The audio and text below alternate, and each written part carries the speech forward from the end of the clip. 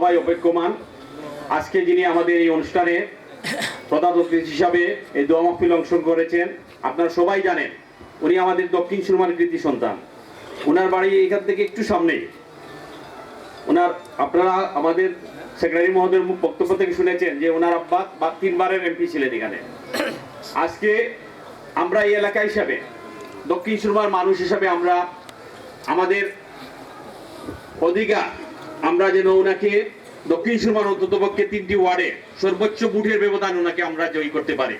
আমরা যারা আজকে এসেছি, আজকের এই মোমিনকলা পাড়া কমিটির যারা নেতৃবৃন্দ সহ সাধারণ জনগণ, সবার কাছে আমার অনুরোধ থাকবে, আপনারা ইনশাল্লাহ, আমরা জানি মুক্তাদির ভাই সম্বন্ধে একজন সজ্জন এবং অত্যন্ত পরিশ্রমী এবং নিরহংকার মানুষ। আমরা আশাবাদী ওনাকে যদি আগামীতে আমরা এই এক আসনে নির্বাচন করতে পারি, ইনশাল্লাহ আমরা মন্ত্রিসভায় আমরা আশাবাদী ওনাকে আমরা স্থান পাবো। তাই আমরা দক্ষিণ সুরমাবাসী এমনিতেই অবহেলিত, বঞ্চিত। ইনশাল্লাহ মুক্তাদির ভাইয়ের হাত ধরে আমরা দক্ষিণ সুরমার আগামীতে ইনশাল্লাহ উন্নয়নের সুযোগ পাবো। আমি এই পর্যায়ে বক্তব্য নিয়ে আসার জন্য অনুরোধ করছি। দুঃখিত, আমাদের আজকে এখানে অনেক নেতৃবৃন্দ রয়েছিলেন। আমাদের এই ইউনিয়নের দায়িত্বপ্রাপ্ত ডাক্তার নাজমুল ইসলাম, যিনি মহানগর বিএনপি সিনিয়র ভাইস প্রেসিডেন্ট, আমার সাংগঠনিক সম্পাদক সৈয়দ শাফিক মাহবুব, এবং আমাদের জেলার স্বেচ্ছাসেবক দলের।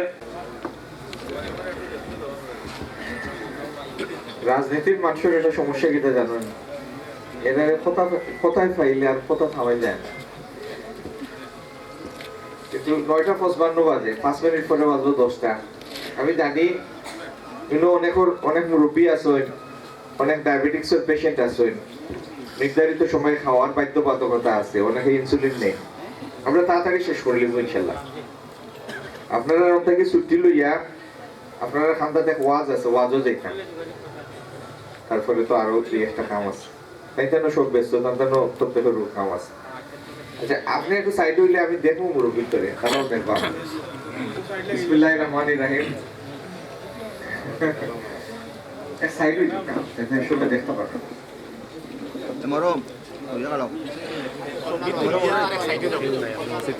বিসমিল্লাহির রহমানির রহিম। মোমিনকলা পাড়া কমিটির উদ্যোগে আয়োজিত এই দোয়া মাহফিলের সভাপতি জনাব শাহেদ আহমদ, আমাদের মাঝে উপস্থিত মহানগর বিএনপির সেক্রেটারি, নির্বাচিত সেক্রেটারি জনাব এমদাদ হোসেন চৌধুরী ভাই, এবং যেই আমার মাইক দিলা আমার ছোট ভাই যুগ্ম সম্পাদক মহানগরের জনাব মুকুল হোসেন, আমরা মহানগর বিএনপির সিনিয়র সহসভাপতি ডাক্তার নাজমুল ভাই, সাংগঠনিক সম্পাদক শাফিক মাহবুব, তো সবর নাম করতে গেলে সব গুরুত্বপূর্ণ মানুষটাই বলবে। আমরা জেলা স্বেচ্ছাসেবক দলের সভাপতি জনাব আব্দুল্লাহ খান জামাল, সংগ্রামী নেতা সহ, নাম থেকে মাফ লইলাই, হ্যাঁ, কারণ সবার নাম কই দিব। আমার সামনে উপস্থিত মুরব্বিয়ান, আমার ছোট ভাই, আসসালামু আলাইকুম।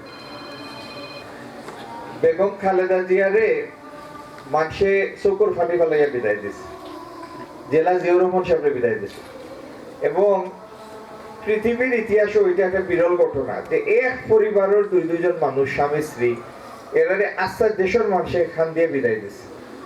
আমি জানি না এরকম কোনো ঘটনা আর পৃথিবীতে ঘটছে কিনা, আমারও তো জানা নাই এরকম দৃষ্টান্ত। এবং আমরা এমদাদ সাহেব একটু কইলা যে একটু আগে কইলা 1.40 কোটি মানুষ, কি পরিমাণ মানুষ, যারা জানাতে গেছেন তারা দেখছেন সচক্ষে কি পরিমাণ মানুষ, এটার কোনো তুলনা নাই। এত মায়া ফাইলা কিলা, তাই এত সম্মান অর্জন করলা কিলা? সম্মান অর্জন করলা কারণ তার যে অবস্থান, এই অবস্থানে প্রত্যেকটা মানুষের মন ছুঁয়ে গেছে, বুকো ধাক্কা দিছে। একটা মানুষ নিজের আরামায়েশে তুচ্ছ তাচ্ছিল্য করছে, প্রধানমন্ত্রী হওয়ার প্রস্তাবে তুচ্ছ তাচ্ছিল্য করছে, নিজের মামলা, ছেলের মামলা, লক্ষ লক্ষ নেতাকর্মীর মামলা, এই সমস্ত উঠাই নেওয়ার বিনিময়ে আরামায়েশ করার প্রস্তাবে তুচ্ছ তাচ্ছিল্যের সাথে প্রত্যাখ্যান করছেন, এবং দেশের স্বাধীনতা এবং সার্বভৌমত্ব রক্ষার্থে এটা ফাড়ল লাগান খাড়াইছেন, ফাড় হইয়া খাড়াইছেন, যে কারণে মানুষও তাদের এইভাবে বিদায় দিচ্ছে। আল্লাহ রাব্বুল আলামিনের অপার মেহেরবানি, যারা দেশপ্রেম যারা আছে এরার প্রতি যে আল্লাহর রহম থাকে, জিয়াউর রহমান সাহেব এবং বেগম খালেদা জিয়ার জানাজার মাধ্যমে আল্লাহ এই কুদরত দেখাইছে যে দেশপ্রেম কত গুরুত্বপূর্ণ, কত মর্যাদা সম্পন্ন। বেগম খালেদা জিয়ায় যে দেশ দেখার আকাঙ্ক্ষা পোষণ করছেন, বা জিয়াউর রহমান সাহেব যে দেশ দেখার লাগি আত্মত্যাগ করছেন, আমরার উপরে এটা দায়িত্ব যে আগামী দিন তারার দল যেহেতু করি, তারার কর্মী, তারার আদর্শের অনুসারী, তার জ্যেষ্ঠ সন্তান জনাব তারেক রহমানের নেতৃত্বে যদি আল্লাহ তৌফিক দেই আমরা সরকার গঠন করি, তাইলে তারা যে দেশের স্বপ্ন দেখছেন, আকাঙ্ক্ষা পোষণ করছেন, ওরকম একটা দেশ বিনির্মাণ করা। আমরা গত 15, 16, 17 বছর দেখছি যে মানুষের কোনো মূল্য নাই। সব থেকে কম মূল্যর যদি কিছু থাকে, এটা আছে মানুষের জীবন এবং মানুষের মর্যাদা। একটা দেশ স্বাধীনতা 54 বছর পার হয়েছে।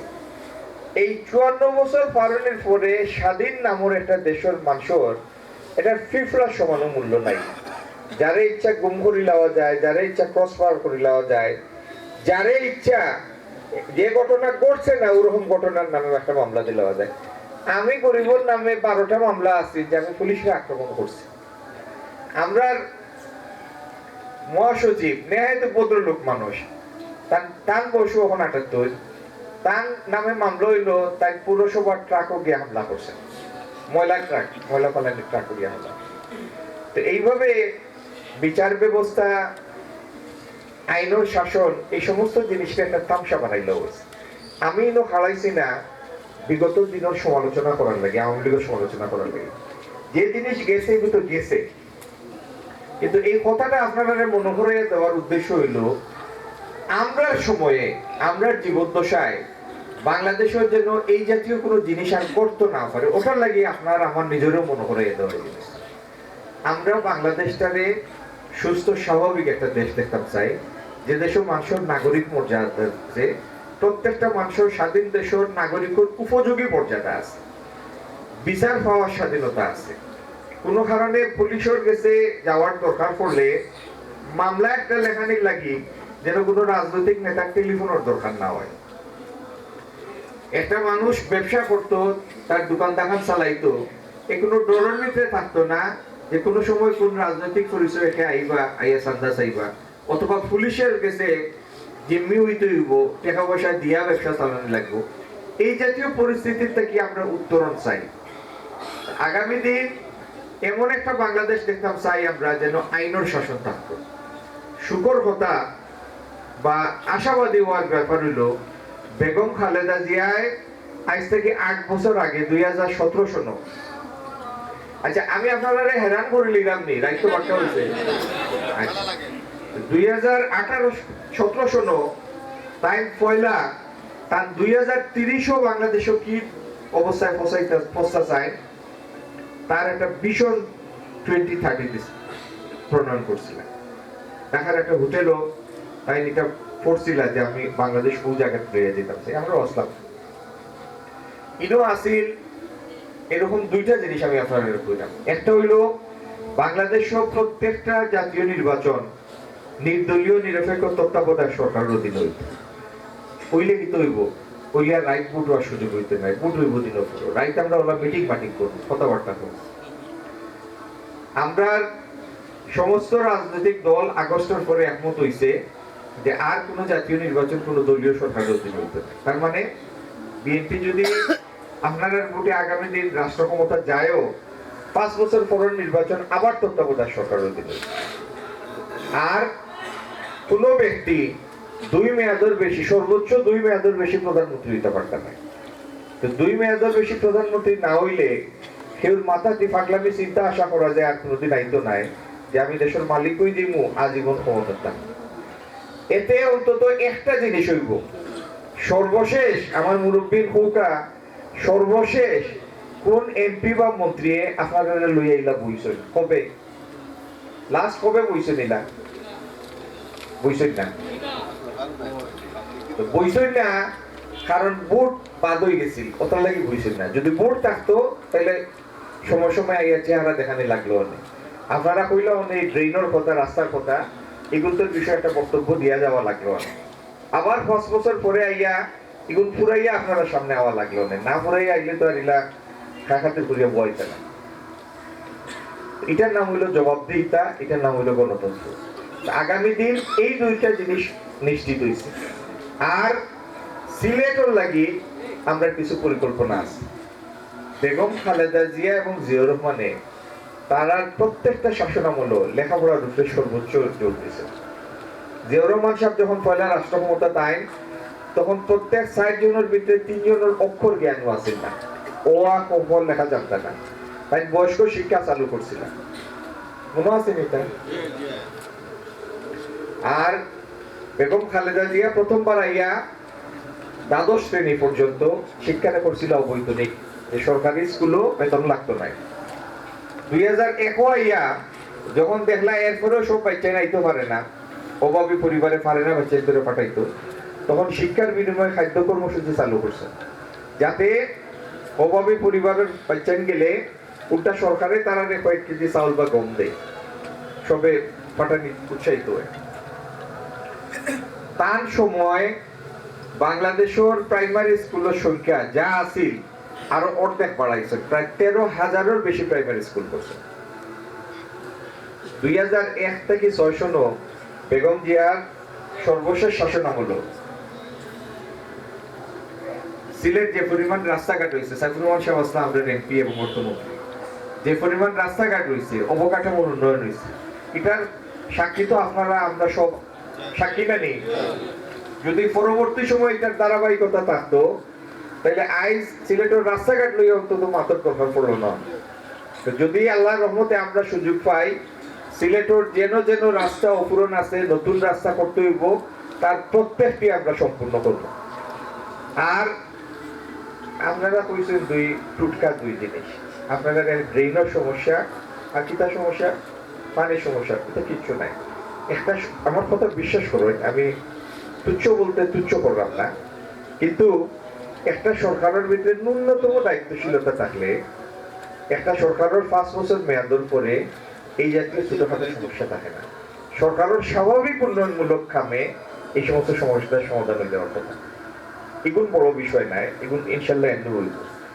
বড় বিষয় যেগুলো আমরা নিমু চ্যালেঞ্জ হিসাবে এটা হইল সিলেটর নিসার ওয়ার্ড যেগুলো আছে এগুলো তোর তুলা মেঘইলে পানি হয় কমনিমান আপনারা আত্মীয় যারা উপশহর থাকেন তখন উপশহর থেকে আইছি 23 নম্বর ওয়ার্ডও থাকেন বা সিলেটর নিসা এলাকার থাকেন এরার কি পরিমাণ দুর্দশা হয় একটু খোঁজ নেই জানি কারণ পানি পার হইয়া যাওয়ার উপায় নাই আর এটা যদি আর 5-7 বছর আমরা চলতে দেই তাইলে সিলেটর যেটা নিসা ওয়ার্ড আছে এর নিসা এলাকা যেগুন এগুন আর বসবাসের উপযুক্ত থাকতো না একদিন মেঘ হইব পানি নামবো 2 মাস পরে আর পানি যাওয়ার তো জায়গা নাই খাল যেগুলো আছে এগুলো আমরা বন্ধ করে দিছি খালি মাটি যেগুলো আছে এগুলো ঘর বানাই দিছি তো পানি পড়িয়া মাটিয়ে টানিয়ে নেওয়ার মতো আর কোনো জায়গা অবশিষ্ট নাই তো দুই জিনিস হইছে এক সুরমার আশপাশের খালর যে পানি দরিয়া রাখার ক্ষমতা আছে এগুলো শেষ আর সুরমাত আগে যে পরিমাণ পানি যাইতো এর থেকে পানি আমরা বেশি পাঠাই তো এই অবস্থার নিরসনের লাগি জলাবদ্ধতার অবসানের লাগি ইনশাল্লাহ আমরা একটা স্থায়ী ব্যবস্থা নিব যাতে সিলেট আর জলাবদ্ধতার সমস্যাও না থাকে একইভাবে সুরমার বাঙ্গন প্রতিরোধ আমরা একটা স্থায়ী ব্যবস্থা নিব যাতে সুরমার বাঙ্গন থাকি আমরা স্থায়ীভাবে বাড়িয়ে যেতে পারি আর সিলেটের একটা বড় সমস্যা হইল সিলেট খামর সুযোগ নাই যেটাই কলেজ ইউনিভার্সিটি পাস করই পাস করার পরেও বইতে অপেক্ষা করেন কবে দেশের বাইরে যাইবে তো খাম নাই আর পুলিশের তো আরো খারাপ অবস্থা ইনোর মা বাবা বলে দিতাও নাই ঢাকা চিটাং গিয়া কাম করার লাগে তাইলে বইয়া বাড়সাও লাগে যে কবে বালা বিয়ার মা তৈব বিয়া দিয়া জামাই করে দিত আপনি যে সমস্ত জায়গা সকালে যেমন এবিসি পয়েন্ট, 13 রতন, আমরা আম্বরখানার ট্রাফিক পয়েন্ট, এটা যদি ফজরের নামাজের পরে সকাল 8টা 8:30 পর্যন্ত যায়, দেখবা প্রত্যেকটা জায়গা সদস্য মানুষ খাড়া, বেলচা কুদালাতে বেটা বেটি সব খাড়া, সব দিন মজুর। কিছু অংশে খাম পায়, কিছু অংশে খাম ছাড়া করে দেয়। যেদিন খাম ছাড়া যায়, একদিন করে যে টাকা পয়সা রাখিয়েছে তেমন নাই।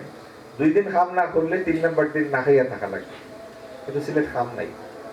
এই যে কয়দিন আগে প্রশাসনের ব্যাটারি চালিত রিক্সার উপরে চাপ দিছিল, চালাইতে পারতায় নাই, এরা অনেকে চৌকর পানি ফেলাইছে ইয়া যে ঠিক আছে বন্ধ করে দিন, খাম একটা দরকার, খাম নাই। আমরা ইনশাল্লাহ এই সমস্যার সমাধানের লাগি সরকারি বিভিন্ন নীতি সহায়তা দিয়া সিলেট মিল ফ্যাক্টরি স্থাপনের ব্যবস্থা করবো, যাতে আমরা শিক্ষিত অল্প শিক্ষিত নারী পুরুষ প্রত্যেকের লাগি কর্মসংস্থানের ব্যবস্থা হয়, কামর সুযোগ সৃষ্টি। আর যারা আমরা শিক্ষিত তরুণ তরুণী এর আমরা আইটি সংশ্লিষ্ট বিভিন্ন পেশার লাগি সম্পৃক্ত করবো, তাদের ট্রেনিং দিব, ফান্ড দিব, লজিস্টিক সাপোর্ট দিব, দিয়া তাদের এই সমস্ত পেশার সম্পৃক্ত করবো। আমরা সিলেট জেলা, শুধুমাত্র সিলেট জেলার শুকনা মৌসুম সেচর পানির অভাবে এবং যে সমস্ত জায়গায় নিচা 2 মাস পানি জমা থাকে, এই পানিগুণ বার করে দিলেইলে 8 লাখ টন বাড়তি ফসল ফলানো সম্ভব।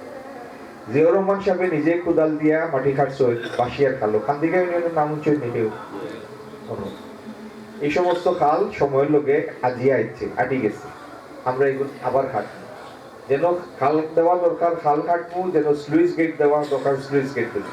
কিন্তু ইনশাআল্লাহ রহমান আমরা সিলেটের প্রত্যেকটা ক্ষেতর জায়গা থেকে একটা বাড়তি ফসল বাদ দিই। আমরা কৃষিজীবী পরিবারগুলোতে 2টা বাড়তি ফসল মুখ দেখত, আর এই ফসল তো সিলেট থাকবো, দেশও থাকবো, তাহলে দেশের লাগি একটা জীবনগুণ আরো সহনীয়। আমরা এই সিলেটও 2টা জিনিস শুধুমাত্র রাজনৈতিক সুদৃষ্টির অভাবে এটার প্রসার করছে। একটা হইল আমরা শ্রমজীবী বাইন্তর এক অংশ, ছোট্ট একটা অংশ, কিন্তু তীর খেলা আসক্ত হয়েছে। তীর মানে কিটা? জুয়া খেলা, অনলাইন জুয়া। একবার দিয়ে আমরা মাইকা তুলে একই শাহজালাল শাহপুরানের পূর্ণভূমি, তো পূর্ণভূমি পূর্ণ থাকবো নি যদি এই তীর খেলায় টান খালি পয়সা নষ্ট করি না, পয়সা নষ্ট করিয়া গরু আইয়া বউয়ের লোকে ঝগড়া বিবাদ করই, অনেক জায়গায় তালাক পর্যন্ত বিচার সালিশ হয়। এই সিলেট থেকে আমরা তীর খেলার ইনশাল্লাহ চিরতরে উচ্ছেদ করতাম। আর যে সমস্ত জায়গায় মাদক পেশা হয়, কিন্তু আমার বহুত যুবক ভাই এখন আছে, আমি জানি কেউ ফেসবুক লাইভ করা, যেটাই মাদক ব্যবসায়ী আসেন, যদি আল্লাহ তৌফিক দেন আমরা ফেব্রুয়ারিতে আইতাম পারি আপনাদের সমর্থনে। এই মাদক ব্যবসায়ী হলোর প্রতি আমার অনুরোধ, দয়া করে এর আগে কোনো হক হালালি পেশা বাঁচিয়ে নেবটা, আর যদি পেশা বদলাইতে না পারেন তো সিলেট ছাড়ি দেবটা, এটা আপনার লাগে ঠিক জায়গা নাই। আমরা এই সিলেটে একটা সুস্থ স্বাভাবিক অঞ্চল হিসাবে, এলাকা হিসাবে দেখতাম চাই, মাদকর আড্ডা হিসাবে নাই। আর সব জায়গাতে এই কথাটা আমি কই, একটা সমাজের মর্যাদা নির্ভর করে যেই সমাজের মেয়েরা নিরাপদ, যেন ইট টিজিং হয়, মেয়েরা নিরাপত্তাহীনতায় ভুগে, এই জায়গা মর্যাদা নাই। আমরা মেয়েরার লাগি একটা নিরাপদ শহর করতাম, নিরাপদ জেলা করতাম। একমত নেই আপনারা আমার লোকে? একমত যদি ওই আজ থেকে 1 মাস পরে আমরা নির্বাচন, 12 ফেব্রুয়ারি, নির্বাচনের দিন ঠান্ডা বেশি থাকতে পারে, মেঘ থাকতে পারে, গরম বেশি থাকতে পারে, জানি না কিটা থাকবো, কিন্তু এক জিনিস থাকবো এটা আমি জানি, এই দিন হলিডে থাকবো, বন্ধর দিন থাকবো। তো বন্ধর দিন মনে করিয়া কেউ লেফট গাদ দিয়া 2 ঘন্টা এক্সট্রা ঘুমাই না জানি আল্লাহর ওয়াস্তে, 7:30 থেকে বুট শুরু হইব। অন্যান্য বছর শুরু হয়েছে 8টা থেকে, এবার 7:30, আধা ঘন্টা আগেই আনা হয়েছে। ফজর নামাজ তিন টাইম পড়িলি বা সকালে উঠিয়া, তখন 6:30 সূর্য উঠে, 6:34 নমাজ পড়িয়া আত্মুখ দইয়া রেডি হয়ে যাবা বুট সেন্টারে যাওয়ার লাগে। পয়লা বুটটা আপনার কাজ করবা, ও জিনিসটা মনের ভিতরে থাকতো যে পয়লা বুটটা আমি কাজ করতাম, তা বলেই কথা মনো আর যে কথাগুলো কইলাম যদি মনে করেন এই কামগুলো সম্পন্ন করিয়া বেগম খালেদা জিয়ার আকাঙ্ক্ষার বাংলাদেশের অংশ হিসাবে সিলেটের আমরা এই পরিবর্তনগুলো আনতাম, তাইলে এই খাবার লাগিয়ে আমার এইটার লায়ক বানাউকা বানাইবানি লায়ক 12 তারিখ লায়ক বানানির লাগি যা করা দরকার ওগু করুকা, গরুর মাংসরে লইয়া বারোকা, সকালবেলা বারোকা। আর যে কয়দিন আছে 1 মাস, এই 1 মাসও যদি প্রত্যেকে বিকালবেলা একটু বারোইয়া ফাড়াত আটাআটি করেন, আশপাশের বাসা যায়, পাড়া প্রতিবেশীর লগে নির্বাচন লইয়া একটু আলাপ আলোচনা করেন, 1 ঘন্টা যদি আট হইন, 2 জিনিস হইব, ডায়াবেটিক্স কন্ট্রোল হয়ে যাব, ইলেকশনও কন্ট্রোল হয়ে যাব। আটবানি 1 ঘন্টা আসর থেকে মাগরিব পর্যন্ত ও কামটা করুকা। যে কোনো জিনিস পাইতে হইলে এটার লাগে পরিশ্রম করা লাগে, তাইলে আল্লাহ এই খামর মাঝে বরকত দেয়। এটা আমরা আমার কোনো একলার কাম নাই, আমরা প্রত্যেকের সম্মিলিত কাম, তাইলে অর্জনটাও করতাম আমরা সম্মিলিত ভাবে। আর যদি নির্বাচন পরবর্তী সময়ে এই জিনিসগুলো সম্পন্ন করার লাগি আমরা সমবেত ভাবে এক থাকতে হইব।